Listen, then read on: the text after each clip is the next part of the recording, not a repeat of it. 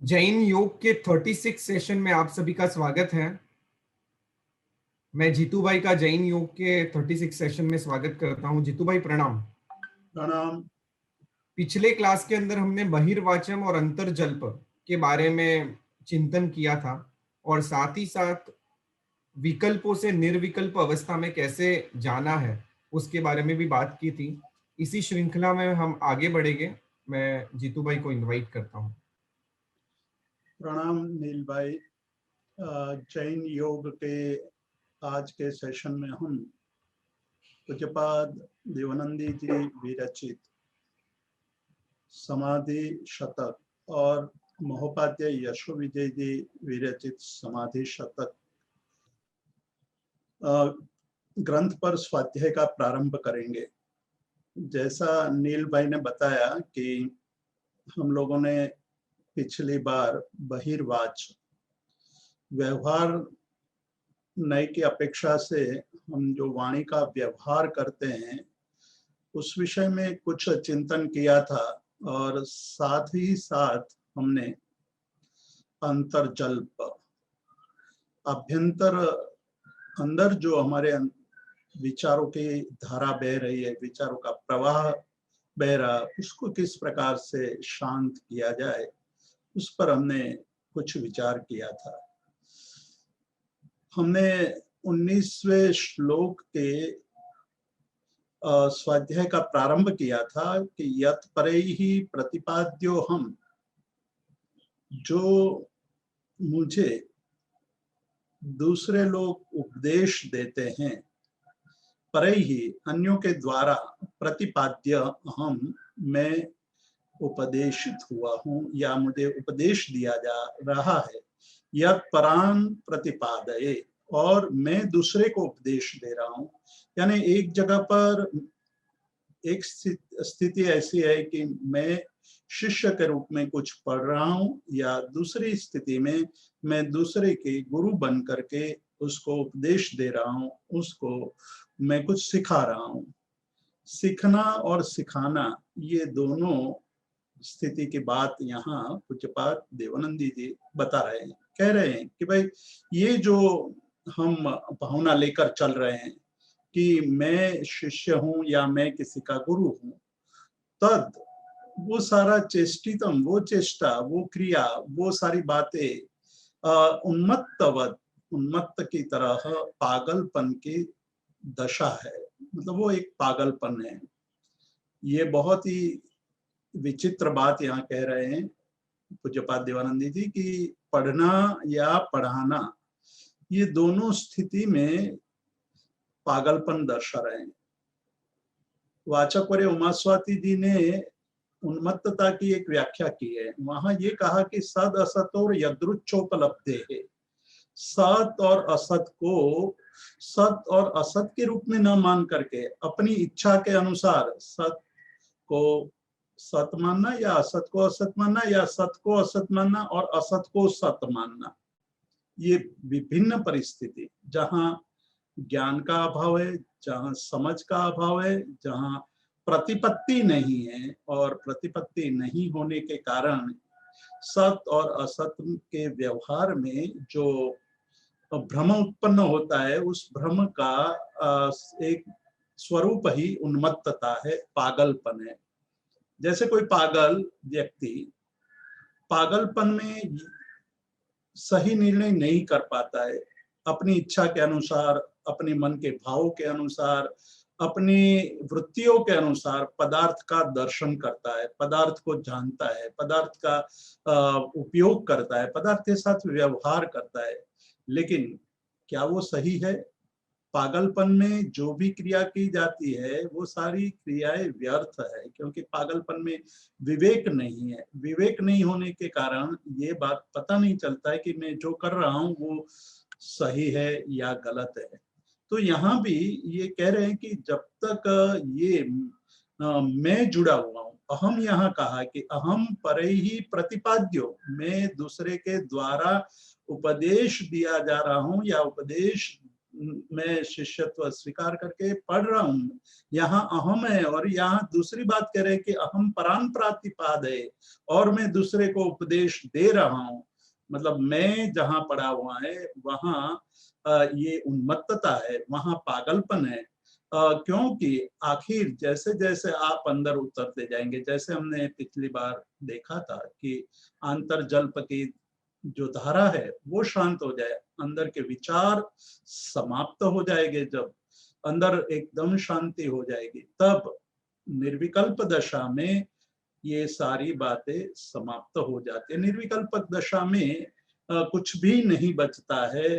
और उसी बात को हम आज आगे देखेंगे कि ऐसे जो यद अहम प्रतिपाद्ये या अहम प्रतिपादय अहम, मुझे कोई पढ़ा रहा है या मैं किसी को पढ़ा रहा हूँ, ये भाव तब तक हो रहा है जब तक हम खुद के स्वरूप को जानते नहीं हैं।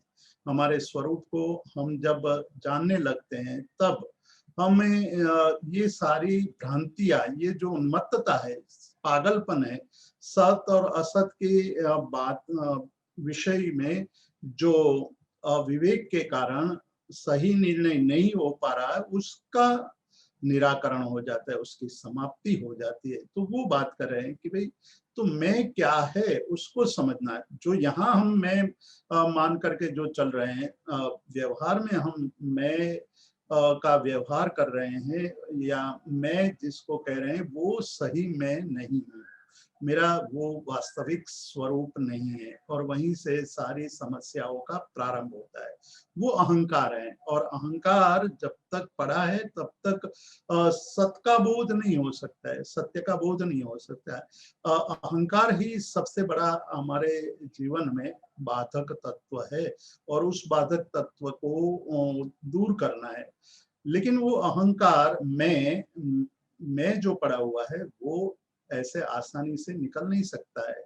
उसको एक दूसरे ढंग से हम सोचें कि जैन परंपरा में एक बहुत ही अच्छी बात कही है कि जितने कषाय हैं वही संसार है।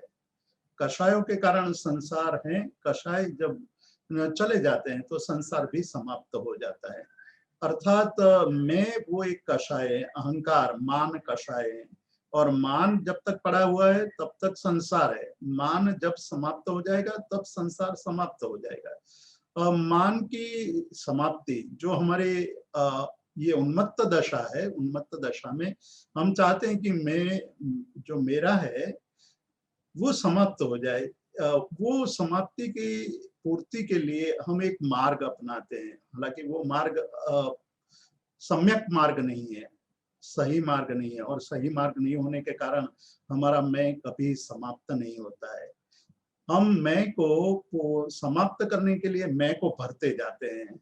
मैं को भरने का मतलब है हमारे अहंकार को हम भरते जाते हैं, और अहंकार की पूर्ति के लिए हम प्रयास करते हैं, प्रयास करते हैं, प्रयास करते जाते हैं, और उसके कारण हमारे अंदर कभी भी मैं की पूर्ति नहीं होती है, क्योंकि मैं कभी पूर्ण नहीं होता है। एक शिष्य, यहाँ मुझे एक दृष्टांत याद आ रहा है।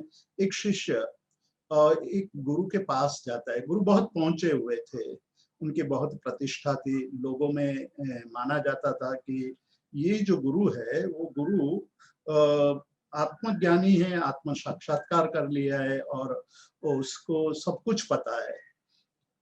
तो ये शिष्य जिज्ञासा से गुरु के पास आया है। गुरु के पास आकर के कहता है कि गुरुजी, मैं आपके पास आत्मज्ञान पाने के लिए आया हूँ, मुझे आत्मज्ञान प्राप्त करना है, आप मुझे उपदेश दीजिए, आप मुझे समझाइए कि किस तरह से आत्म साक्षात्कार हो सकता है।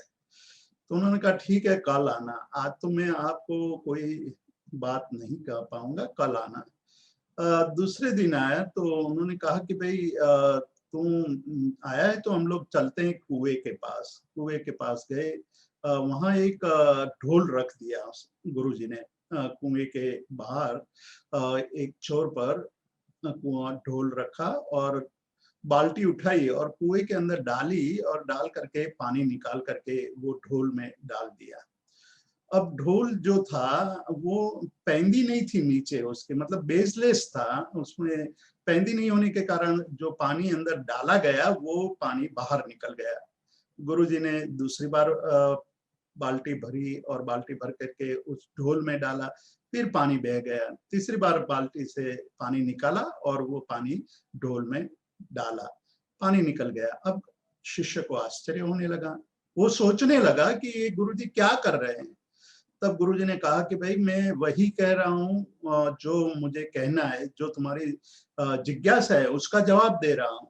तो कहा कि क्या आप किस तरह जवाब दे रहे हैं कि जो तुम्हारे अंदर जो पड़ा हुआ है वो एक ये पैंदी बिने का ढोल जैसा है, और उसमें तू चाहता है कि मुझे आत्म साक्षात्कार का ज्ञान मिल जाए, तो मैं जितना ज्ञान डालूंगा उतना सारा निकल जाएगा। जिस तरह से पानी में जितना डालता हूँ उतना निकल जाता है, उसी तरह मैं जितना ज्ञान डालूंगा वो सारे ज्ञान बाहर बह जाएगा। तुम्हें कुछ भी पता नहीं चलेगा, वर्षों के वर्ष बीत जाएंगे, बहुत साल बीत जाएंगे, पर तू कोरा का कोरा ही रहेगा, मतलब भीगेगा नहीं। तो जब तक कषाय पड़े हुए हैं, मैं पड़ा हुआ है, अहंकार पड़ा हुआ है, तब तक बाहर से कितना भी ज्ञान प्राप्त हो जाए, बाहर से बहुत बड़े ज्ञानी बन जाए हम, तो भी वो हमारा मैं पूर्ण नहीं होता है। मैं को दूर करने की दो स्थिति हो सकती है। तार्किक रूप से हम विचार करते हैं, तर्क से हम विचार करें तो जगत में कोई भी चीज को निकालने के लिए दो स्थितियां हो सकती है। एक स्थिति है पूर्ण रूप से उनको भर दिया जाए, तो भर जाने के बाद वो नष्ट हो जाता है। जैसे हम तृप्ति, हमें क्षुधा लगी है, भूख लगी है, तो हम खाना खाएंगे, बहुत खाना खाएंगे तो फिर हमने तृप्त हो जाएंगे, तृप्त हो जाने के बाद क्षुधा समाप्त हो जाती है। एक तो ये बात है। दूसरी बात है कि हम अनाहारी पद प्राप्त कर ले तो क्षुधा समाप्त हो जाएगी। तो क्षुधा प्राप्त करने की, क्षुधा समाप्त करने की दो स्थिति है। उसी तरह कषाय को समाप्त करने की, मान को समाप्त करने की दो स्थिति है। एक स्थिति है कि भाई आप अपने अहंकार की पूर्ति करते जाओ, पूर्ति करते जाओ और अहंकार समाप्त हो जाए, ये एक मान्यता है। उस मान्यता को लेकर के हम अपने शुरू के वर्ष में हमारे अहंकार की पूर्ति के लिए पुरुषार्थ करते हैं, बहुत सारा पुरुषार्थ करते हैं, बहुत पाने की कोशिश कर रहे हैं, लेकिन अंततो गत्वा देखते हैं तो मैं तो वैसा का वैसा ही पड़ा है, मैं कभी भी कम नहीं हुआ है। और दूसरी स्थिति हम कहते हैं कि भाई त्याग करते जाओ, त्याग करते जाओ, तो उससे मैं समाप्त हो जाएगा। लेकिन यदि समझ बिना हमें त्याग करते हैं तो वो त्याग से, बिना समझ के त्याग से मैं की समाप्ति नहीं होती है, वहां तो मैं बढ़ता ही जाएगा। जो पहले धन प्राप्ति के लिए, प्रतिष्ठा के लिए मैं बड़ा होता था, उसके बाद त्याग में मैं दानवीर हूँ, मैं सबसे बड़ा दाता हूँ, मेरे जैसा दान कोई नहीं देता है, इस प्रकार की भावना अंदर पनपती है। तो मैं तो बड़ा ही होता जाता है, अहंकार बढ़ता ही जाता है, अहंकार समाप्त नहीं होता है।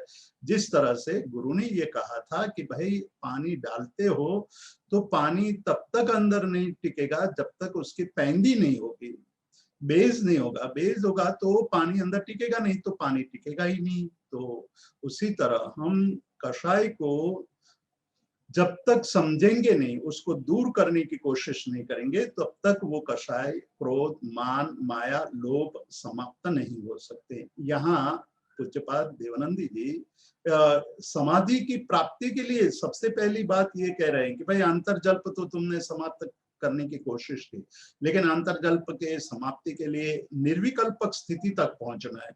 निर्विकल्प, विकल्प एक चिंतक ने कहा है, मन के साथ चिंतन करता है, मन के साथ संवाद करता है कि मन बड़ा विचित्र है।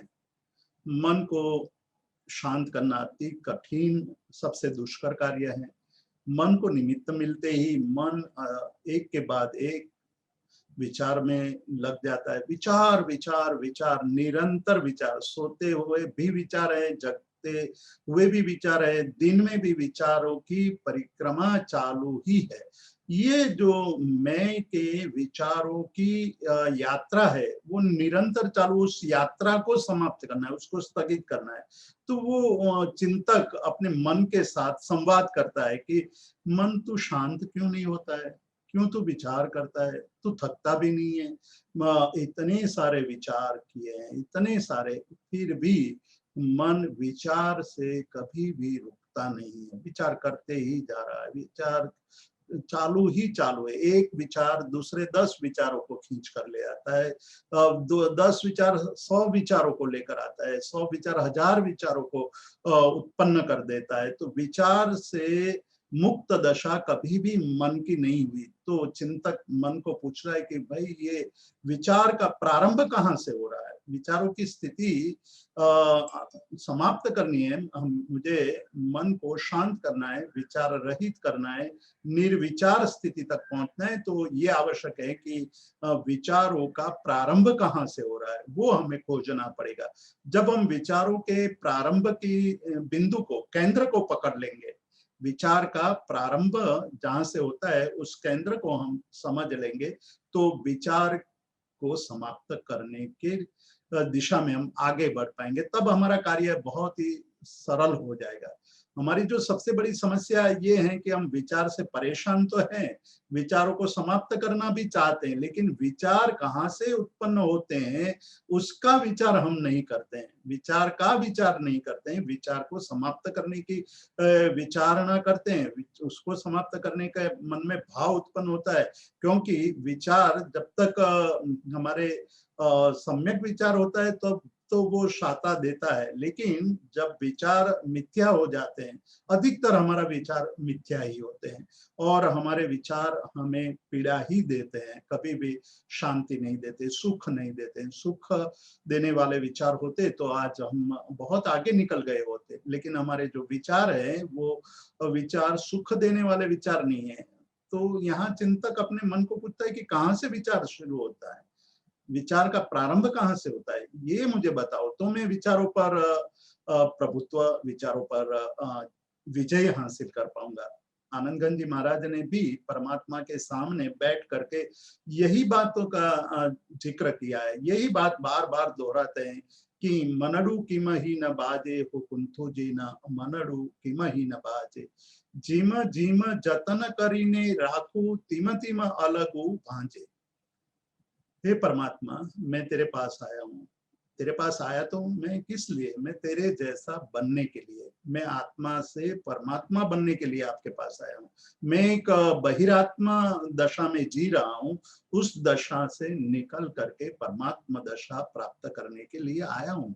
और मैंने प्रारंभ किया था तुम्हारी प्रीति से, तुम्हारे साथ मेरा प्रेम हो गया, प्रीति हो गई। ऋषभ जिनेश्वर प्रीतम मारो और न चाहु रे कन, ये बात कह करके उन्होंने पहला अनुष्ठान वहां भक्ति के साथ जोड़ते हुए कहा कि मेरी प्रीति हो गई है, मेरा तुम्हारे साथ राग हो गया है, मैं अत्यंत घनिष्ठ रूप से तुम्हारे साथ जुड़ गया हूँ, मुझे तुम्हारे अलावा और किसी से राग नहीं है और किसी से प्रेम नहीं है, मेरा प्रेम अब तुम्हारे अंदर जुड़ गया है। और इसीलिए कहते हैं कि और न चाहू रे कंत, में और किसी को चाहता नहीं, ऐसी स्थिति, मन की ऐसी स्थिति की बात प्रीति अनुष्ठान है। उस प्रीति अनुष्ठान से आगे निकलते हुए उनको तो परमात्मा दशा की प्राप्ति करनी है। धीरे धीरे धीरे धीरे एक के बाद एक मार्ग की बात करते हैं, मार्ग में किस तरह साधना आगे बढ़ानी चाहिए वो कहते हैं।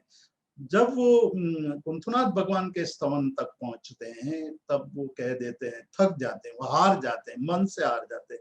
वो कहते हैं कि मैं मन से तुम्हारे साथ जुड़ा हुआ हूँ, लेकिन मेरा मन तो तुम्हारे साथ जुड़ने के बाद भी चंचल है, बाद भी विचारों में लग जाता है, अनेक विचारों में वो चला जाता है। हमारा भी अनुभव है कि हम जब कोई अन्य कार्य करते हैं तब शायद दूसरे विचार नहीं आते, लेकिन जब हम स्वाध्याय करने बैठते हैं, जब हम परमात्मा की भक्ति करने बैठते हैं, तो हमारे अंदर एक के बाद एक और अनेक विचार जो कल्पना भी नहीं की होती है, ऐसे ऐसे विचार आने लगते हैं। तो ये अद्भुत घटना है कि जब विचारों की समाप्ति की बात आती है तब विचारों की बाढ़ आने लगती है। तो यहाँ कहते हैं कि ये जो विचार का प्रारंभ होता है वो विकल्प से होता है। तब ये चिंतक अपने मन से चर्चा करते हुए वो कह देते कि भाई मुझे मूल मिल गया है, मुझे मूल कारण मिल गया है कि विकल्प जो अंदर पड़े हुए हैं, संकल्प और विकल्प, विकल्प है इसलिए संकल्प है, या संकल्प है इसलिए विकल्प है। तो विकल्प, संकल्प और विकल्प की जो हमने जाल बुनी है उसी से विचारों की धारा बहती जा रही है, उसी से हमारे विचारों का पट बन गया है। वो पट हम तोड़ना तो चाहते हैं, लेकिन उस ताने बाने को दूर करना नहीं चाहते, इसलिए विचार की धारा, विचार का पट समाप्त नहीं होता है। विचार का पट यदि हमें समाप्त करना है तो विकल्प को समाप्त करना पड़ेगा। तो विकल्प क्या है, विकल्प किस प्रकार से होते हैं? तो विकल्प की उत्पत्ति यहाँ पूज्यपाद देवानंदी जी ने बहुत ही रहस्यात्मक रूप से हमारे सामने रखा कि भाई ये तो उन्मत्तता के कारण आती है, पागलपन से आती है। कौन सा पागलपन? पागलपन वही है विवेक का अभाव। विवेक का अभाव ही हमारा पागलपन है, और विवेक का अभाव का मतलब है कि सत का बोध नहीं है, हमें सत की अनुभूति नहीं है, सत का स्वरूप नहीं जानते हैं, इसलिए हम सत और असत का भेद नहीं कर पा रहे हैं। सत असत का भेद नहीं न कर पाने के कारण जो शरीर असत है हमारे लिए, आत्मा सत है, केवल सत आत्मा ही है, असत शरीर है। शरीर छूटने वाला है, शरीर टिकने वाला नहीं है। फिर भी हमने एक बहुत बड़ी गलती कर ली है, विकल्पों का जाल बुनने का प्रारंभ वहीं से हुआ। असत को सत मानने की गलती, असत को सत मान लिया, शरीर को ही सत मान लिया। शरीर है तो सब कुछ है ऐसा हम मानने लगे हैं, शरीर की उपस्थिति में ही सब कुछ हो सकता है ऐसा मानते हैं।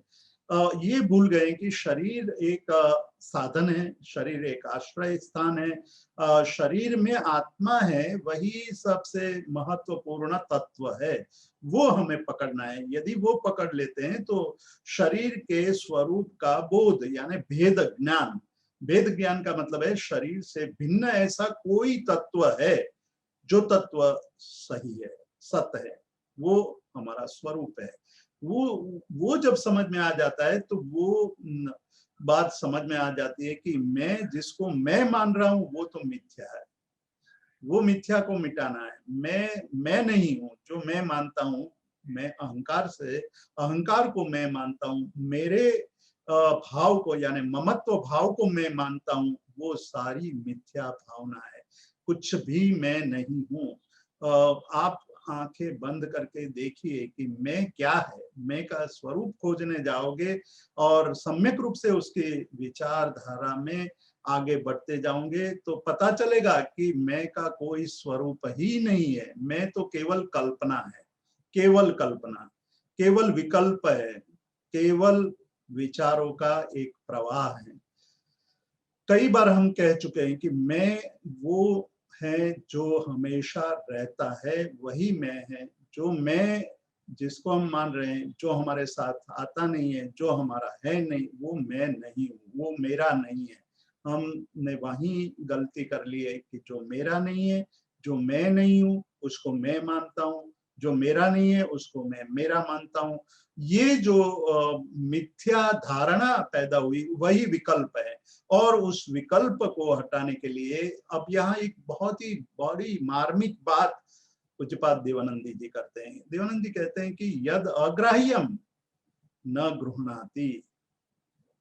अग्राह्य मतलब इंद्रियों के द्वारा जिसका ग्रहण नहीं किया जा सकता है वह आत्म तत्व है।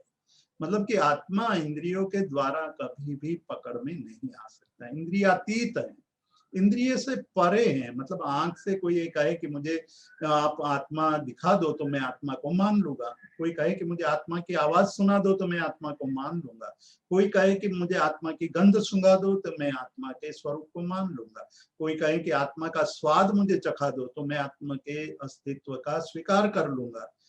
तब इसका जवाब देते हुए ये ज्ञानी पुरुष कहते हैं कि भाई ये इंद्रिय ग्राह्य नहीं है। आत्म तत्व इंद्रिय ग्राह्य नहीं है, वो तो अनुभूति का विषय है।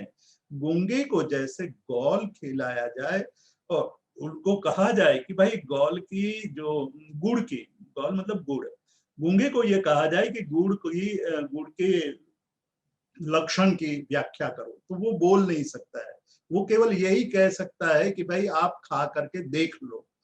गूंगा आदमी जब गौल की व्याख्या, गुड़ की व्याख्या नहीं कर सकता है, उसी तरह आत्म तत्व की अनुभूति नहीं की जा सकती। आत्म तत्व की प्राप्ति इंद्रियों के द्वारा नहीं हो सकती, उसकी केवल अनुभूति ही हो सकती है। तो अनुभूति के स्तर पर जाना है तो अनुभूति कहाँ से रुकी हुई है, कौन अवरोधक है, कौन हमारे बीच में पर्दे के रूप में आकर के खड़े हैं, अवरोध बनकर खड़े हैं, ऑब्स्टेकल के रूप में। तो ये सारे विषय और इंद्रिया और विचार, विषय इंद्रिय विचार, विषय इंद्रिय विचार हमारे सबसे बड़े अवरोधक तत्व है। उसकी समाप्ति के लिए ये कह रहे हैं कि भाई जो अग्राह्य है, अग्राह्य इंद्रियातीत है, इंद्रियों से ग्राह्य नहीं है। आत्म तत्व इंद्रियों से पकड़ा नहीं जाता है। इंद्रियों को विषयों से मुक्त करके, मतलब इंद्रियों का विषय के प्रति जो हमारा व्यवहार है, उस व्यवहार को समाप्त करना ही पड़ेगा। वो समाप्त कर देंगे, इंद्रियों को प्रत्याहार करवाएंगे, मतलब अब उसके अंदर की खोज शुरू करेंगे, मतलब आंतरिक दशा की तरफ आगे बढ़ेंगे।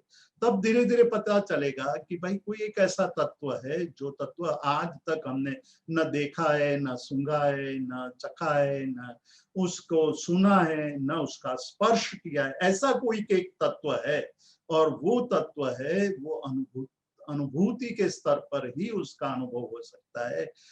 इसी दृष्टि से उन्होंने, आनंद गंजी ने कहा था कि भाई हमें जो तत्व प्राप्त करना है, हमें जो तत्व की प्राप्ति करनी है, वो मन से प्राप्त नहीं होगी। मन को मुक्त करना पड़ेगा, मन को विचारों से मुक्त करना पड़ेगा।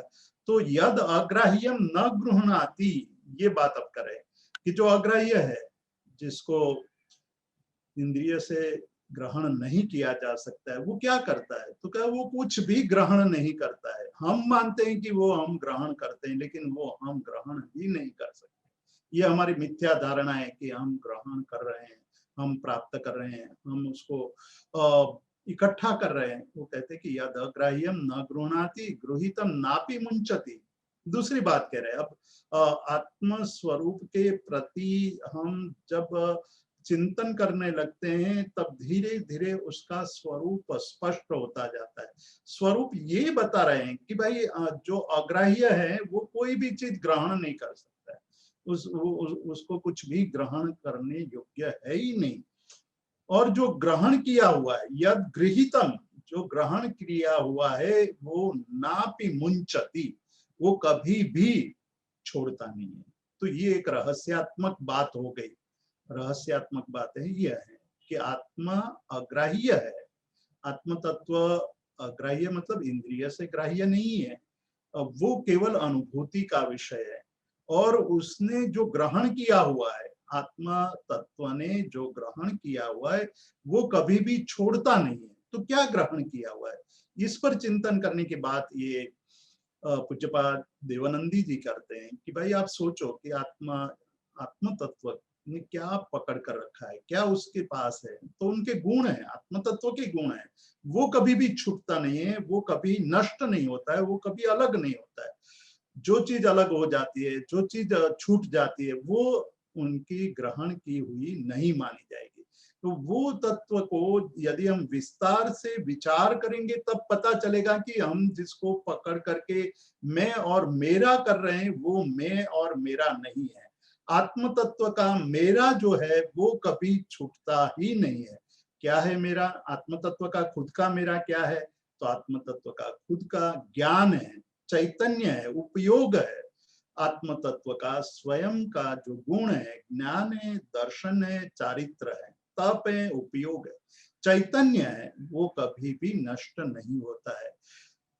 तो ज्ञान का मतलब हुआ कि वो आत्म तत्व स्वयं ज्ञान स्वरूप है, ये देखिए आप अब यहाँ से ही जैन दर्शन की गहनता का, जैन दर्शन की सूक्ष्मता का, ज्ञान मार्ग और ध्यान मार्ग की सूक्ष्मता का और उसकी गहनता का परिचय हो रहा है कि यदि ज्ञान आत्मा का गुण है तो आत्मा और ज्ञान हमेशा व्यवहार में यह देखा गया है और हमारा अनुभव भी है कि गुण और गुणी का दोनों का हमेशा एकत्व होता है, वो अलग नहीं हो सकते हैं। हम जैसे कोई पदार्थ, काला पदार्थ है तो उनको हम कहें कि काला तो गुण है और पदार्थ अलग चीज है। गुण और गुणी को दोनों को अलग करके दिखाओ, वो संभव नहीं है।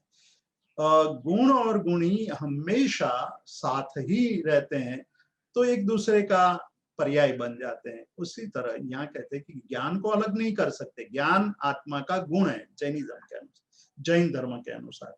तो ज्ञान आत्मा का गुण है तो ज्ञान और आत्मा दोनों एक ही बात हो गई। ज्ञान और ज्ञानी दोनों एक चीज हो गई। दीपक और प्रकाश, तो दीपक की जो ज्योत है वो और दीपक दोनों अलग नहीं कर सकते हैं। तो दीपक है वो स्व पर प्रकाशक बनता है। दीपक स्वयं को भी प्रकाशित करता है और दूसरे को भी प्रकाशित करता है। उसी प्रकार आत्मा, आत्मा का गुण है ज्ञान। ज्ञान से द्वारा आत्मा स्वयं को जानता है और दूसरे को भी जानता है। ये ज्ञाता गुण हुआ, जानना। तो पदार्थ को जानने वाला है तो वो कभी भी नष्ट नहीं होता है। गुण है वो गुणी से कभी अलग नहीं हो सकता है, वो सदाकाल साथ में रहता है। तो यहाँ पूज्यपाद देवानंद जी कहते हैं कि आत्मा का गुण है और उन्होंने जो ये गुण ग्रहण किया वो कभी छूटता नहीं है। नापी मुंचती, कभी भी उससे अलग नहीं हो सकता है। और जब अलग नहीं हो सकता है तो आत्मा का स्वभाव क्या हुआ? ज्ञाता और दृष्टा, दो ही स्वभाव है। आत्मा का स्वरूप जानना है तो कहते हैं कि यही समझो आपकी आत्मा ज्ञाता है और दृष्टा है। ज्ञाता और दृष्टा, जानई पासई, हमारे शास्त्रों में, आगमों में ये दो शब्द बार बार आते हैं आत्मा, आत्म तत्व के चिंतन के वक्त कि आत्म तत्व क्या है। तो कहते हैं कि वो जानई पासई, वो जानता है और देखता है। मतलब वो ज्ञाता है, जानने का मतलब ज्ञाता हुआ। दृष्टा का मतलब हुआ पास ही, देखता है। ज्ञाता और दृष्टा भाव यदि हमारा मूल स्वरूप है तो ये यदि हमने पकड़ लिया, यही बात हमारे जीवन में आ गई कि मैं करता नहीं हूं और भोगता नहीं हूं। मैं कुछ भी कर नहीं सकता हूं, मैं किसी पदार्थ का कुछ भी बड़ा छोटा स्वरूप कर नहीं सकता हूँ। स्व पदार्थ का स्वयं का ये स्वभाव है, छोटा होना, बड़ा होना, परिवर्तित होना, लंबा होना, बिगड़ जाना, नया स्वरूप प्राप्त करना। ये स्वरूप द्रव्य का है। उसमें मैं जो मानता हूं कि मैंने कर दिखाया वो मेरा अहंकार है, वो मेरा कषाय है और वो मेरा स्वरूप नहीं है। यहाँ जो आगे की बात जो हम ये मान लेते हैं कि भाई मेरा नहीं है, लेकिन आगे चलते हुए यहाँ कहते हैं पूज्यपाद देवानंद जी की भाई वो खुद का स्वरूप नहीं है और खुद के स्वरूप को आपने पहचाना नहीं है। खुद का स्वरूप तो ज्ञाता और दृष्टा भाव है और ज्ञाता दृष्टा भाव जब आ जाता है तब सारी समस्या समाप्त हो जाती है। आप ये संसार के किसी भी प्रसंग के वक्त, किसी भी घटना में अपने आप को ज्ञाता और दृष्टा के रूप में देखने लगेंगे तो कोई समस्या नहीं होगी। हम भूल जाते हैं। कषायों का आक्रमण हमारे पर होता है। जिस तरह से कोरोना का आक्रमण हुआ है, जिस तरह से अभी इजराइल में एक बहुत बड़ा तुमुल युद्ध चल रहा है, उसी तरह हमारे ऊपर कषायों का तुमुल युद्ध चल रहा है। कोरोना का आक्रमण है, उसी तरह आत्मा पर ये कषाय रूपी कोरोना का आक्रमण है। और उस आक्रमण के कारण हम भूल जाते हैं अपने स्वरूप को, ज्ञाता और दृष्टा स्वरूप को भूल जाते हैं। मैं ज्ञाता हूं, मैं दृष्टा हूं, वो भूल जाते हैं और मैं कुछ और बन जाता हूं कि मैंने बनाया, मैंने किया है, मैं बड़ा हूं, मैं छोटा हूं, मेरे साथ ऐसा व्यवहार क्यों हुआ, मैं उनको दिखा दूंगा, मैं जब मौका आएगा तब करके दिखाऊंगा। ये सारे कषायों का आक्रमण है हमारे पर। और जब तक एक कषायों का आक्रमण हमारे पर है तब तक हम अपने स्वरूप को जान नहीं पाएंगे। यहाँ कहते हैं कि गृहीतम नापि मुंचति, ये बात बहुत ही सूक्ष्म बात है। यहाँ ये कहना चाहते हैं कि भाई जो उन्होंने ग्रहण किया वो छूटता नहीं है, आपने एक आवरण डाल करके उसको छिपाने की कोशिश की है, वो अंदर दबा पड़ा हुआ है। वो आवरण हटा दीजिए, तब पता चलेगा कि मैं तो केवल और केवल ज्ञाता और दृष्टा हूँ। और यदि ये भाव मेरे जीवन में कायम हो जाते हैं, इसी को मैं पकड़ लेता हूँ, तो मेरी सारी समस्या समाप्त हो जाती है। और सबसे बड़ा लाभ होता है वो उन्मत्तता, पागलपन है, वो पागलपन समाप्त हो जाता है। जो अगले श्लोक में पूज्यपाद देवानंदी जी ने कहा था कि एक पागलपन शुरू हो जाता है। एक पागलपन श्रद्धा का पागलपन है, मतलब श्रद्धा में जब पागलपन होता है तो हमारी मान्यता बदल जाती है। और दूसरा चारित्र के विषय में पागलपन आ जाता है, तो गलत आचरण को भी हम सही मान लेते हैं। पागलपन में जो गलत होता है वो सही मानते हैं, और सही होता है वो गलत मानते हैं। तो यहाँ जो हमारे अंदर चारित्र मतलब आचरण, आचरण में एक पागलपन आ गया है, आचरण में एक उन्मत्तता आ गई है। उस उन्मत्तता का निराकरण कैसे कर सकते हैं? तो वो कहते हैं कि भाई एक बात समझ लो कि आप अपने स्वरूप के अंदर स्वरूप के पहले जानकारी प्राप्त करो, स्वरूप को समझने लगो।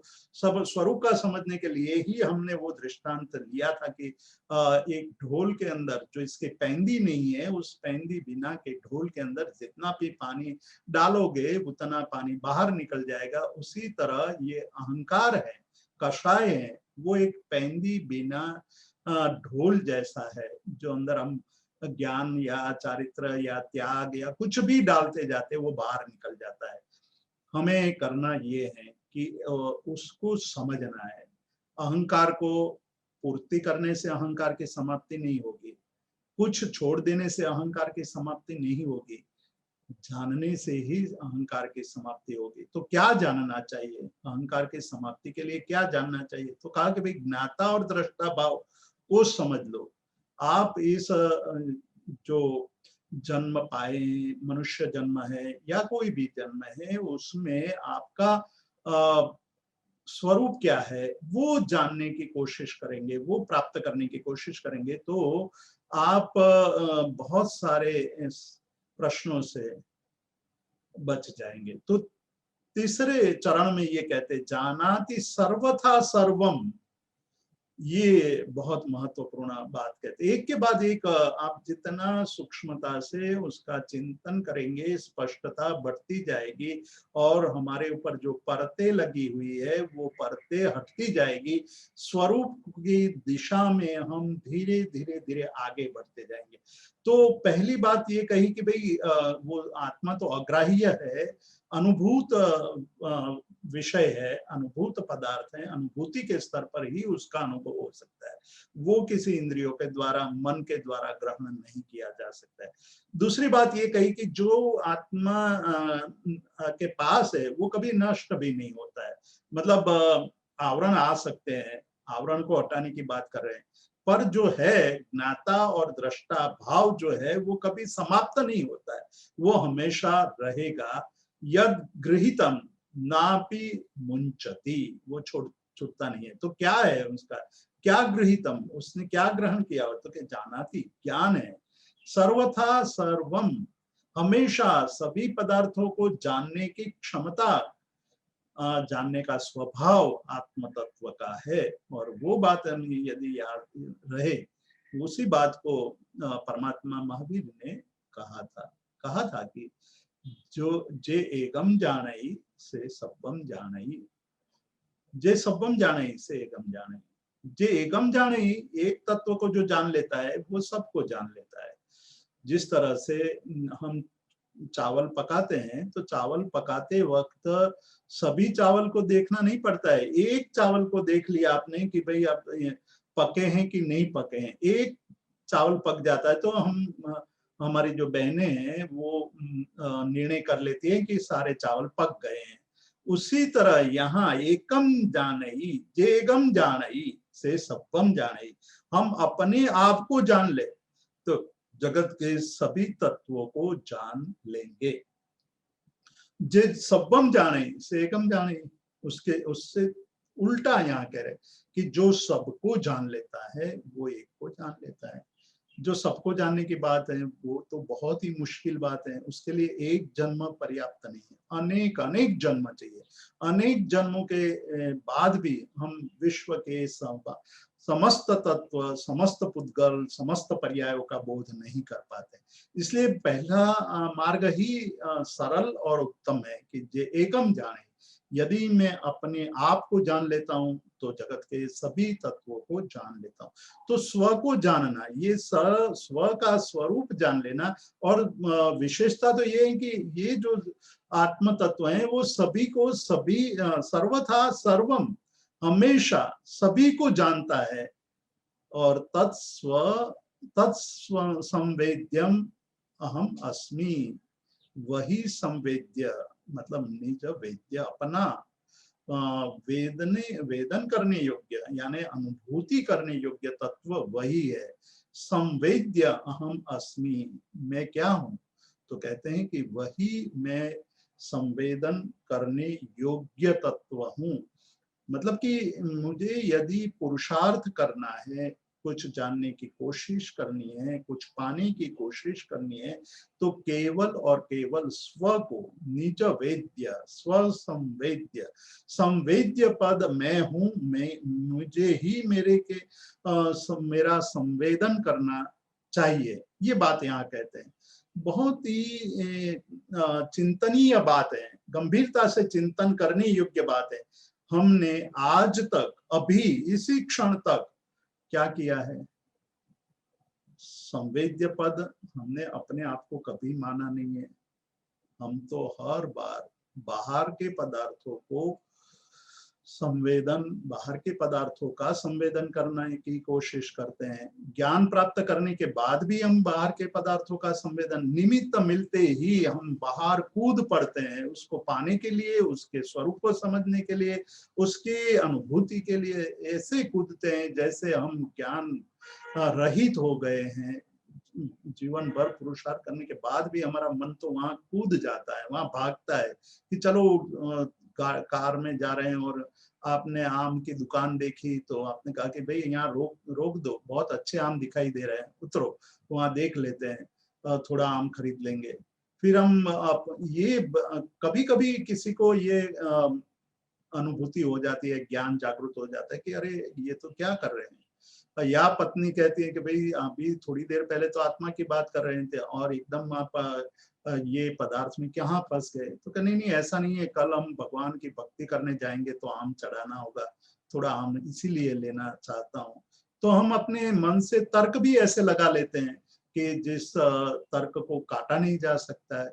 ऐसे तर्क के द्वारा हम अपने पदार्थ के प्रति जो हमारी रुचि है उसको ढकने की कोशिश कर रहे हैं। यहाँ कहते हैं कि संवेद्य पद क्या है? संवेद्य निज, अपना, अपने स्वरूप का संवेदन करना। अपने स्वरूप को सिवाय आज तक मतलब अनंत जन्म बीत गए, अनादि काल से अनंत अनंत जन्म बीत गए, फिर भी हमने कभी भी ये समझ नहीं प्राप्त की कि क्या संवेदन, वेदन, अनुभूति करने योग्य क्या है। आम की अनुभूति करनी चाहिए, मोदक की यानी लड्डू की अनुभूति करनी चाहिए, या कोई मूवी देख करके अनुभूति करनी चाहिए, या बहुत अच्छे गाना गा करके अनुभूति करनी चाहिए। तो कहा कि उससे कभी तृप्ति नहीं होगी। वो तृप्ति देने के लिए समर्थ ही नहीं है। वो तो आग, अतृप्ति की आग पैदा करेंगे, वो तृष्णा की आग पैदा करेंगे। तृष्णा की आग के अंदर जलते हुए हम अपने आप के आप को जला रहे हैं, हमारे गुणों को जला रहे हैं। हमारी आत्मा के जो ज्ञान, दर्शन, चारित्र, तप, उपयोग, चैतन्य, वो सारी जो हमारी अनुभूतियां होनी चाहिए उससे दूर निकल रहे हैं, उसको जला करके नष्ट कर रहे हैं। तो यहाँ ये कह रहे हैं कि भाई अनुभूति करने योग्य क्या है? क्या ये गाना गाने की अनुभूति करनी चाहिए। उस समय आपको ये मन में आना चाहिए कि ये गाना बहुत अच्छा है, कोई ऑर्केस्ट्रा हो रहा है, वहां जाना है, उसकी टिकट खरीदना है। अरे 1 घंटे में सारी टिकट बिक गई है, अब मेरे मित्र के पास 2 टिकट बची है तो मैं उनसे ले आता हूँ। सब काम छोड़ करके हम चले जाते हैं। तो हमारा संवेदन, वेदन कहाँ पड़ा हुआ है? हमारा वेदन तो वही बाहर ही घूमने का है, बाहर के पदार्थों को सुनने का है। हम मूवी देखते हैं तो बाहर के रूप को देखने की कोशिश करते हैं। हम खाद्य पदार्थ खाते हैं तो बाहर के पदार्थों की अनुभूति के अंदर पड़े हुए हैं। उसको नष्ट करने के, उसको दूर करने के लिए यहाँ पूज्यपाद देवानंदी जी कहते हैं कि भाई संवेद्य, अनुभूति करने योग्य, वेदन करने योग्य, जिसका अनुभव करना चाहिए, वो पद केवल और केवल निज मैं हूं, मेरा स्वरूप है, उसका वेदन कर लोगे, बाकी सब उसमें आ जाएगा। एक के जीतने से जग जीत लेंगे, जग को जीतने जाएंगे तो फंस जाएंगे कभी भी। जग को जीत करके विजेता बन नहीं सकते हैं। यदि विजेता जग को जीत करके बना जाता तो चक्रवर्ती सबसे बड़े विजेता माने जाते, लेकिन चक्रवर्ती भी सब कुछ छोड़ देते हैं वह जब उनको ज्ञान हो जाता है कि भाई ये तो मुझे फंसा रहे हैं। 32,000 राजा जिनके चरणों में नमस्कार करते हैं, ऐसा राजाधिराज भी ये मानता है कि समृद्धि संपत्ति वेदन करने योग्य नहीं है, छोड़ने योग्य है। वेदन करने योग्य, संवेदन करने योग्य, अनुभूति करने योग्य जो कोई पदार्थ है तो वो स्व है। स्व की हमने कभी चिंता नहीं की है। समाधि शतक में पूज्यपाद देवानंदी जी इसी बात पर भार दे रहे हैं कि भाई बहिरात्मा से निकलो, जल्दी निकलो, अंतरात्मा तक पहुंचो, और अंतरात्मा में जैसे ही पहुंचोगे परमात्मा बन जाओगे। परमात्मा बनने के लिए चाबी बता रहे हैं कि भाई जो अग्राह्य है वो इंद्रियों से कभी प्राप्त नहीं हो सकता। इसलिए इंद्रियों के द्वारा आत्मा की प्राप्ति हो जाएगी, ये मानना मूर्खता है, क्योंकि इंद्रियों के द्वारा आत्मा ग्राह्य नहीं है। इसलिए पहली बात कही कि बाहर के अनुभूति हमारी है, बाहर के पदार्थों को प्राप्त करने की जो हमारी अनुभूति है, हमारा अभ्यास है, वो अभ्यास यहाँ काम में नहीं आएगा। वो अभ्यास को तोड़ना पड़ेगा, रोकना पड़ेगा, उसको समाप्त करना पड़ेगा। दूसरी बात कहते हैं कि जो आत्मा का स्वरूप है, गृहीत है, ज्ञान, ज्ञाता और दृष्टा भाव कभी भी समाप्त नहीं हो सकता है। चाहे कितना भी उस पर आवरण आ जाए, पर वो एक दिन बाहर निकल आएगा। तो बाहर के आवरणों को हटाते जाएंगे, ये अनुभूति स्पष्ट होती जाएगी कि मैं केवल ज्ञाता हूं और दृष्टा हूं। मैं यहाँ इस जन्म में एक यात्री के रूप में आया हूं, मालिक के रूप में नहीं, भोक्ता के रूप में नहीं, कर्ता के रूप में नहीं, यात्रिक के रूप में आया हूं। जिस तरह से हम धर्मशाला में जाते हैं तो हमें पता है कि ये कमरा भले बड़ा अच्छा कमरा है, बहुत वहाँ साधन है, सामग्री है, सब कुछ 5 स्टार 7 स्टार होटल जैसी सुविधा, लेकिन हमें पता है कि 2 दिन के बाद हमें यहाँ से चले जाना है। इसलिए वहाँ की वस्तुओं के प्रति हमारी आसक्ति, राग पैदा कभी भी नहीं हो सकता है। उसी तरह हम ये मान ले कि ये हमारा जीवन, वर्तमान जीवन एक यात्रा है। उस यात्रा में हमें जो प्राप्त करना है वो नहीं चुकना है। तो प्राप्त करना है जो जानने योग्य पदार्थ हैं उसको जान लेना, जो जानने योग्य नहीं है उसमें पुरुषार्थ न करना, उसमें समय व्यतीत न करना, समय बिगाड़ना नहीं। तो जानाति सर्वम सर्वथा, जो जानता है हमेशा सभी को जानता है, वही तत्व जानने योग्य है और वह संवेद्य है, वही अनुभूति करने योग्य है। उसकी अनुभूति हो जाए, बस इतना ही यहाँ पूज्यपाद देवानंदी जी को कहना है कि बाहर की अनुभूति छोड़ करके स्व की अनुभूति की तरफ आगे बढ़ना है। मार्ग बहुत है, पर की अनुभूति के मार्ग को बंद करना पड़ेगा, पर के सहवास को बंद करना पड़ेगा, पर के उपयोग को बंद करना पड़ेगा। और उसका अभ्यास हम कर सकते हैं दिन में 1 आध बार, दिन में 2 बार, सुबह शाम कर सकते हैं। आंखें बंद करके हम एकांत स्थान में बैठ करके इंद्रियों के व्यापार को त्याग करके अपने स्वरूप को जानने के लिए स्व को पूछे कि मैं करता हूं या भोगता हूं। मैं न करता हूं, क्योंकि मैं किसी का कुछ भी बिगाड़ नहीं सकता हूं, किसी का कुछ भी सुधार नहीं कर सकता हूं। ये मेरी भ्रमणा है, ये मेरा भ्रम है, ये मेरी गलती है, ये मेरी उन्मत्तता है, ये मेरा पागलपन है। जो पूज्यपाद देवानंदी जी ने अगले श्लोक में कहा कि ये पागलपन है, मानना कि मैं लोगों का भला कर रहा हूँ, मैं लोगों का बुरा भी कर सकता हूँ, मैं उनको दुखी भी कर सकता हूँ, मैं उनको सुखी भी कर सकता हूँ। ये मानना मिथ्या है। केवल आप मैत्री कर सकते हैं, केवल आप प्रेम कर सकते हैं, केवल आप करुणा कर सकते हैं, लेकिन उसको ना बिगाड़ सकते हैं, ना सुधार सकते हैं। केवल अपने जैसा मान करके उसके दुख को दूर करने की कोशिश करना पर्याप्त है। तो आगे बढ़ते हुए कहते हैं कि जो जानना है वही हमारा स्वभाव है, कर्ता भोक्ता का स्वभाव नहीं है। तो मैं ये जब रात को या सुबह अपने साथ ये चिंतन करें तो हमें पता चलेगा कि आज तक हम भ्रम में पड़े रहे थे। मैं ये मान रहा था कि मैं ही करता हूँ, मैं ही भोगता हूँ, वो गलत था। और जब मैं कर्ता और भोक्ता नहीं हूँ, मैं ज्ञाता और दृष्टा हूँ, तो ज्ञाता और दृष्टा का स्वरूप अनुभूति, वो अनुभूति बने रहे, इसीलिए ये बात निरंतर स्मरण में रखने की कह रहे हैं कि संवेद्य पद तो मैं ही हूँ। संवेद्य पद बाहर पर पदार्थ कभी भी नहीं हो सकता है।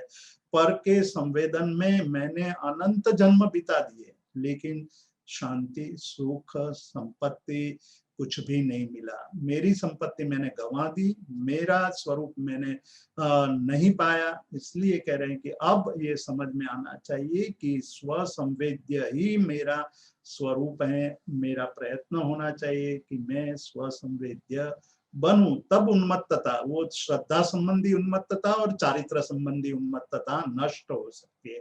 वो फिर परेशान नहीं करेगी। श्रद्धा में भी कहीं कमी नहीं आएगी और चारित्र यानी आचरण में भी कमी नहीं आएगी कि हमारा केंद्र हम बन जाए, स्व बन जाए, स्व संवेदन तक हम पहुंच जाए, तो हमारा कर्तव्य पूर्ण हो सकता है। आज यहीं तक। किसी को भी प्रश्न है, आप हैंड रेज कर सकते हैं।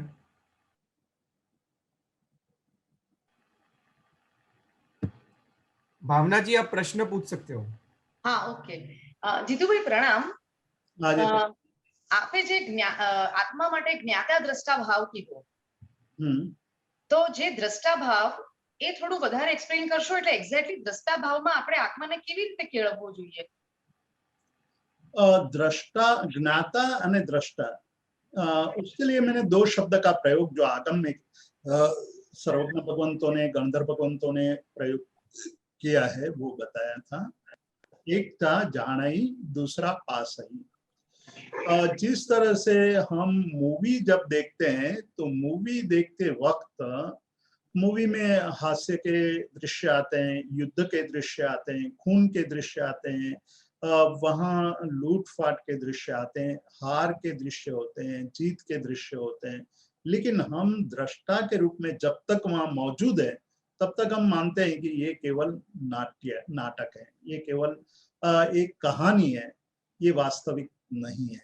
तो हम वहाँ बहते नहीं है, हम उसको देखते हैं, देख करके हम जो भी मनोरंजन है वो कर लेते हैं और बाकी भूल जाते हैं। लेकिन जब हम ये मानने लगते हैं कि मैं भी उसका एक हिस्सा हूँ, मैं भी उसके साथ जुड़ा हुआ हूँ, तो हार के दृश्य, दुख के दृश्य को देखकर आंख में से पानी बहने लगेगा। तब बगल में बैठा हुआ कहता है कि माँ ये तो नाटक है, माँ ये तो पिक्चर है, इसको इसके साथ क्यों रो रही है तू? तब हमें पता चलता है कि नहीं रोना चाहिए, क्योंकि ये तो सही नहीं है। मुझे केवल दृष्टा भाव से देखना चाहिए, ज्ञाता और दृष्टा भाव ही रखना चाहिए। तो जानाई पासई, ये दो शब्द और ज्ञाता और दृष्टा को समझने के लिए बहुत ही आवश्यक है। हम भूल जाते हैं कि हम ज्ञाता है, हम दृष्टा है। हम ज्ञाता दृष्टा की जगह पर रख देते हैं कर्ता और भोक्ता भाव को। कर्ता जब बन जाते हैं, मैंने किया है ऐसा।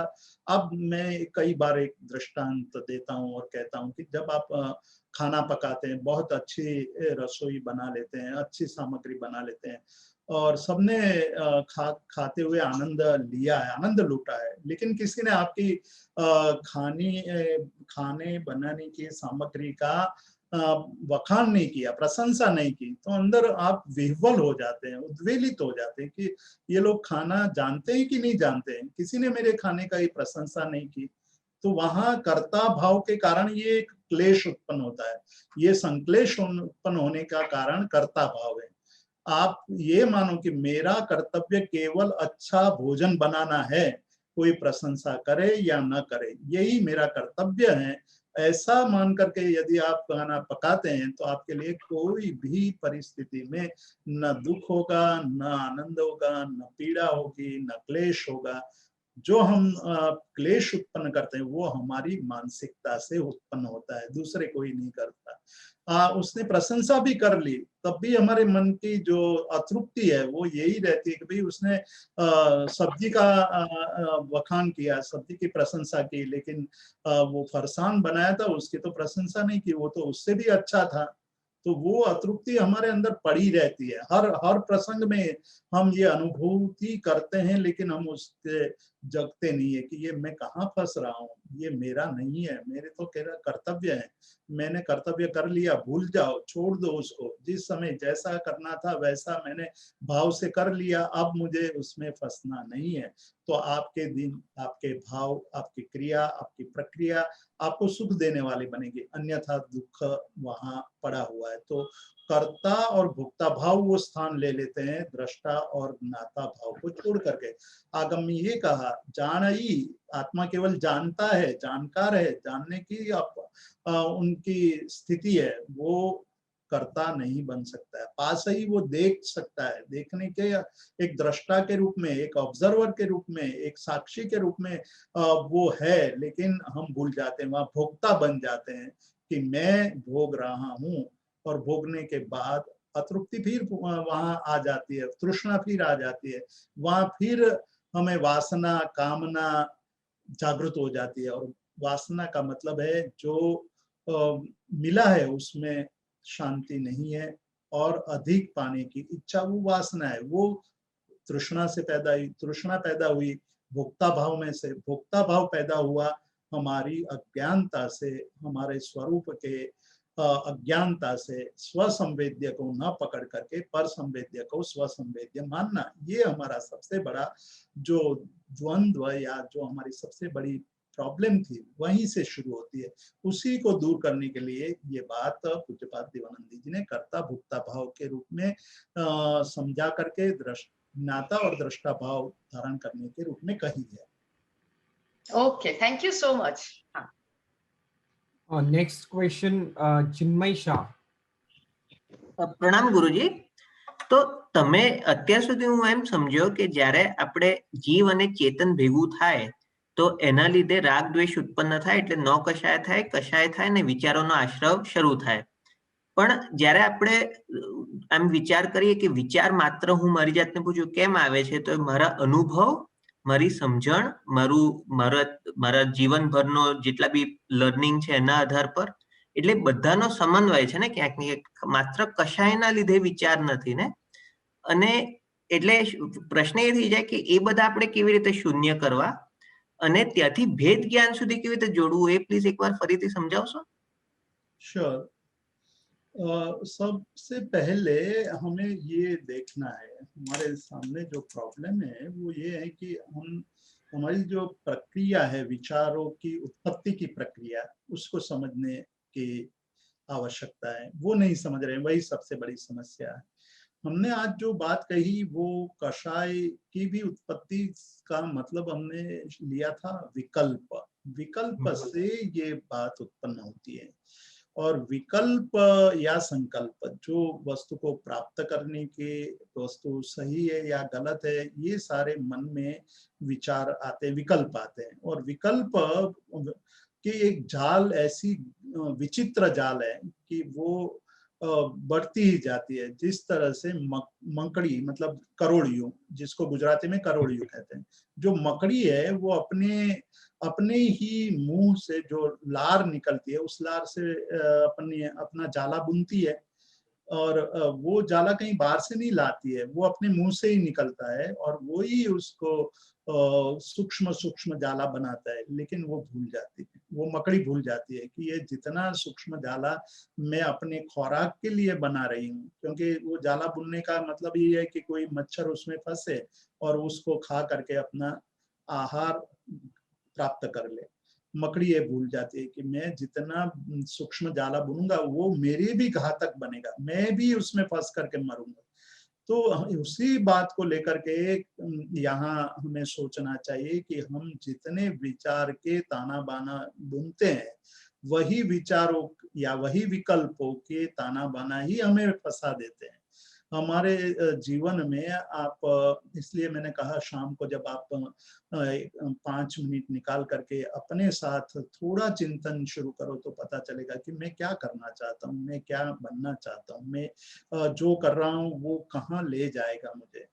एक व्यवहार के रूप में भले ही सत्य हो, लेकिन हम जब तक आत्मिक रूप से हम उसका विचार नहीं करेंगे तब तक हमें कोई शांति मिलने वाली नहीं है। तो आत्मिक का रूप से हम जब चिंतन करेंगे तब हमें पता चलेगा। अब आप देखिए, मैं अभी की घटना का एक जिक्र करूं तो कि बिल गेट्स और मिल्डा गेट्स दोनों अलग हो गए इतनी संपत्ति होने के बाद। तो कहीं ना कहीं ये बात अंदर पड़ी है कि साथ में रहने से सुख नहीं है, कहीं अलग हो जाएंगे तो और सुखी हो जाएंगे। अब वो कहते हैं कि हम अपने इस जीवन से दुखी हो गए। तो ये एक बहुत बड़ा आज के युग का एक बहुत बड़ा दृष्टांत है कि भाई संपत्ति और प्रसिद्धि और दान ये सब रहते हुए भी सुख नहीं मिला, कुछ भी कहीं तो कहीं गलत है। और वो गलती ये है कि अपने आप को नहीं जाना। वो अपने आप को जान लिया होता तो उनको ये समस्या नहीं आती। दोनों ने यदि अपने आप को जानने की कोशिश की होती तो दोनों एक दूसरे के सहायक बने होते, अलग होने का प्रश्न ही नहीं होता। तो ये हम भूल जाते हैं, संपत्ति या बाहर के सुख को खोजने की दौड़ में स्व को भूल जाते हैं। स्व को भूल जाते हैं तो हमें पता ही नहीं चलता है कि हम क्या है। और एक दिन हमें आकर के ये समझ में आने लगता है कि ये सब व्यर्थ है, यही मुझे फंसाते हैं, यही। अब इतने 29-30 साल के शादी के जीवन जीने के बाद ये लगता है कि यही बंधन है। तो पहले बंधन में क्यों फंसे थे? बुद्धि तो उस समय भी इतनी तीव्र ही थी। तो कहने का मतलब ये है कि कहीं हमारी जो मान्यता धारणा वो जो विकल्प है, वो विकल्प आखिर में सब बातें आकर के रुकेगी विकल्प में। ये विकल्प की जाल में फंस जाते हैं हम। और विकल्प की जाल के लिए ये मकड़ी का दृष्टांत बहुत ही एप्रोप्रिएट इसलिए है कि मकड़ी में एक बहुत बड़ी विशेषता है। मकड़ी चाहे तो वो अपने वो जो जाल है उसको फिर अपने मुंह में वापस ले सकती है। वो लार से बनी हुई जाल को वो उकेल भी सकती है, फिर अपने शरीर में वो समा सकती है। तो विकल्प भी वैसे हैं, जो हमारे मन से उठे हुए हैं वो मन ही समाप्त कर सकता है। यदि हम शांति से सोचेंगे तो ये पता चलेगा। तो वहीं से विकल्प से फिर कषाय उत्पन्न हो गए, कषायों से भरते गए हम। कषाय के कारण हम मानने लगे कि हमारा जीवन इसी से है। क्रोध करते हैं तो हमें, मान करते हैं तो हमें, माया है तो हमें, ईगो है तो हमें, ये हमारा पर्याय बन जाता है। तो इसलिए शून्य नहीं होते हैं। इसलिए मैंने अहंकार का दृष्टांत विशेष रूप से ये लिया था कि वो तो शून्य है ही है, लेकिन शून्य मानते नहीं है हम, उसको ही हम अपने जीवन का आधार बना लेते हैं। कषाय को आप जैसे जैसे विश्लेषण करते जाएंगे तो कषाय कल्पना ही है, कषाय सत नहीं है, असत है। भले ही कर्म से उत्पन्न हुए हैं लेकिन वास्तविक रूप से देखा जाए तो असत ही है। क्रोध को आप देखोगे तो क्रोध है ही नहीं कुछ चीज। क्रोध तो हमने स्वयं अपने विचारों से पैदा की एक अवस्था है। उस अवस्था को आप समझोगे तो आपको लगेगा ये मेरे जैसा मूर्ख ही कोई नहीं है। तो ये जो शून्य बनना है तो समझ के द्वारा, और वो समझ के लिए ये हमने मतलब पूज्यपाद देवानंद जी ने बहुत महत्वपूर्ण बात कही, वो ये कि भाई स्व को समझो भाई, स्व संवेद्य अनुभूति तो स्व की है और वहीं से भेद हो जाएगा। वही भेद ज्ञान है, वही वहां समझ में आ जाएगा कि भाई ये सब पर है, पर का कोई मतलब नहीं है, पर से क्यों मैं फंसूं। जो पर है वो संवेद्य नहीं है, वो संवेदन करने योग्य, अनुभव करने योग्य है ही नहीं, तो मैं क्यों फंसू उसमें। तो પછી निर्विकल्प થવું કે લેશિયા શુદ્ધ કરવી महत्व થઈ જાય? नहीं, मार्ग है लेशिया से शुद्ध होने का, निर्विकल्प ही अंतिम लक्ष्य है। अंतिम लक्ष्य तो निर्विकल्प है। मार्ग है लेशा, शुद्ध लेशा की तरफ आगे बढ़ना और कषाय रहित होना, वो एक मार्ग है। धीरे धीरे वो निर्विकल्प दशा में ले जाएंगे। Thank you. नेक्स्ट પ્રણામ જીતુભાઈ, મૌનની જે ડેફિનેશન એક આવી રીતે કરી શકાય કે talk too much two yourself about yourself. ફરીથી આપ બોલશો? Talk too much two yourself about yourself, ये एवी रीते करी सके मौननी व्याख्या? हाँ, जब जैसे जैसे हम अपने से बात करने लगेंगे अपने आप से, तब हमें अपने स्वरूप का बोध होने लगेगा। हम अपने आप समझने लगेंगे कि क्या व्यर्थ है, क्या सार्थक है। व्यर्थ और सार्थकता का बोध स्व के साथ चिंतन करने के द्वारा, स्व के साथ संवाद करने से होगा। तो स्वसंवाद बहुत बड़ी बात है और वो स्वसंवाद की आवश्यकता है। हाँ, અને સર જીતુભાઈ બીજો પ્રશ્ન છે, આ જે વિકલ્પમાં જિજ્ઞાસા વૃત્તિ અને રુચિ આવી જાય? બધું જ આવે વિકલ્પમાં। विकल्प से ही, विकल्प में ही हम कल्पना कर लेते हैं कि ये विकल्प, ये अच्छे विकल्प है, ये बुरे विकल्प हैं। फिर अच्छे विकल्प में आनंद आने लगता है, फिर उसके प्रति हमारी राग आसक्ति बढ़ने लगती है। वो वहीं से ये जाला है, फंसाने वाला जाला है। અને જીતુભાઈ તમે ગયા સેશનમાં ઓલું જે વિજ્ઞાન ભૈરવ બુક ની વાત કરી હતી ને, તો એની સોફ્ટ કોપી મળી શકે એમ છે? मैं ट्राई कर रहा हूँ। मैं यदि हमें मिल जाएगा तो मैं नील भाई को भेजूंगा सब। हाँ हाँ, sure sure sir, thank you very much, thank you. Thank you. ठीक है जीतू भाई, लास्ट क्वेश्चन महेंद्र भाई का। महेंद्र भाई। जीतू भाई प्रणाम। हाँ जी प्रणाम। आपने कहा जानाति सर्वम, वो ही खुद को जान सकता है, और दूसरी तरफ आपने यही कहा कि जो एकदम जाने तो सब, तो वो जरा विरोधाभासी कथन लगता है कि ये रहस्यात्मक शैली में कहा गया है, आगमों में ही कहा गया है कि जे एकम जाने सो सब्बम जाने। जो सब्बम जाने से एकम जाने। जो एक को जानता है वो सर्व को जानता है, और जो सर्व को जानता है वो एक को जानता है। ओके, तो जानाति, एक को जानना मतलब स्व को संपूर्ण रूप से जानना, स्व का संपूर्ण बोध वही पर के स्वरूप निमित्त बनता है। तो जे एकम जाने सो सबम जाने। और सर्व को जानने का मतलब बहुत ही कठिन मार्ग है। ये जगत के सभी पदार्थों का अनुभव करना, उसका बोध करना इतना आसान नहीं है। इसलिए मार्ग तो सरल मार्ग यही है कि जो एक को जानता है वो सबको जानता है, उस मार्ग में आगे बढ़ना चाहिए। महेंद्र भाई आप म्यूट पे हो, आप कुछ बोल रहे हो?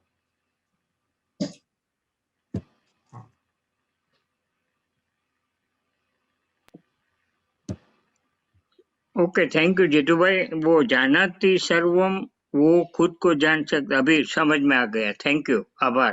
Thank you. जीतू भाई और एक प्रश्न आया है दुष्यंत भाई का। हाँ बोलिए। दुष्यंत भाई आप पूछ सकते हो। જીતુ ભાઈ પ્રણામ। हाँ जी प्रणाम। મારે જે ચિન્મયે જે પ્રશ્ન પૂછ્યો એના સંદર્ભમાં વાત કરવી હતી કે અનુભવજન્ય જે વિચારો છે એ વિચારોની ઉપર પણ વિચાર કરવું જરૂરી હોય છે ને, તો જ તમે સ્વને વધારે સારી રીતે જાણી શકો।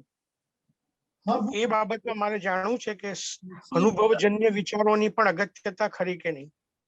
अनुभवजन्य विचार के विचार पर विचार करने की ही बात यहाँ कही गई कि विचार करने से हमें उसका मूल पता चलेगा, उसके स्वरूप का बोध होगा, और वो ग्राह्य है या त्याज्य है उसका बोध होगा, उसके विवेक का जागृत होगा। और उस विवेक से हम अनुभूत विषय पर आगे बढ़ते जाएंगे तो हमें पता चलेगा कि ये विचार करने जैसा है या नहीं करने जैसा है, या ये विचार ग्रहण करने योग्य है या नहीं है।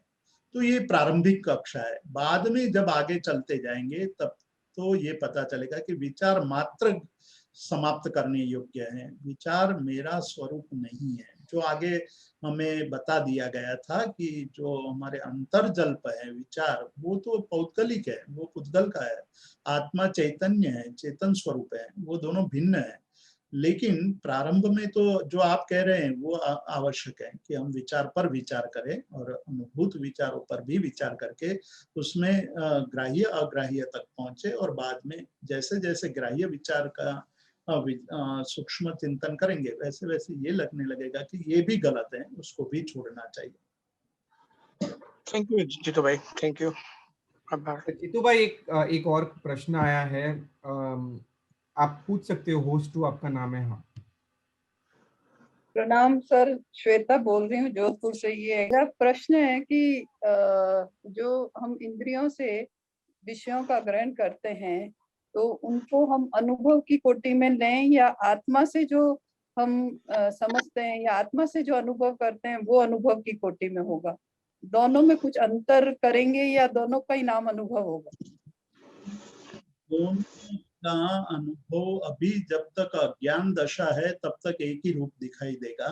जैसे जैसे ज्ञान बढ़ता जाएगा वो भिन्न दिखाई देने लगेगा और फिर उससे पर होते जाएंगे, केवल दृष्टा भाव ही बचेगा। और दृष्टा भाव होने के बाद उससे आसक्त या तिरस्कार करने का भाव हमारे अंदर नहीं रहेगा, मुक्त हो जाएंगे। अज्ञान दशा में एकत्व हो जाता है, ज्ञान दशा में भिन्नता दिखाई देने लगती है। Thank you. Thank you so much Jitu भाई ફોર સચ અ વન્ડરફુલ સેશન, અને બહુ બહુ આભાર અભિવ્યક્ત કરીએ છીએ આપના માટે। મીન્સ આપ આટલો સમય આપીને આપ બહુ સરળ ભાષામાં અમને સમજાવો છો। Thank you so much.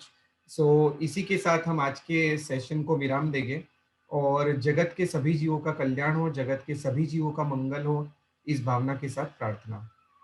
अणु परमाणु शिव बनी जाओ, आखा विश्वनु मंगल थाओ, सर्वे जीवो मोक्षे जाओ।